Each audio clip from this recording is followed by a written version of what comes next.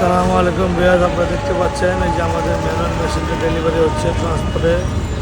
যারা যারা নতুন ব্যবসা করবেন অবশ্যই নতুন ব্যবসায়ীরা অল্প পুঁজি দিয়ে প্রথমে যে কোনো ব্যবসা অল্প পুঁজি দিয়ে ভালো।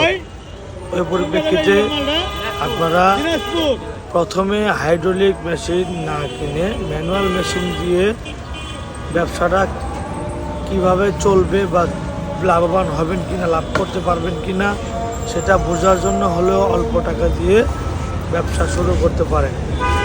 কারণ মেশিনের কাজ শুধু মাল কাটা, মাল তৈরি করে দেওয়া নয়। যেহেতু মাল কাটবে, আপনি প্রতিদিন 20-50 জোড়া 100 জোড়া কাটলেই চলবে।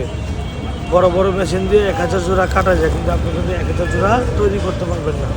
ওই পরিপ্রেক্ষিতে অল্প টাকা দিয়ে ব্যবসা করা প্রথমে আমার মতে ভালো। আর যেখানেই করবেন অবশ্যই দেখে শুনে বুঝে কাজ শিখে ব্যবসা করার চেষ্টা করবেন।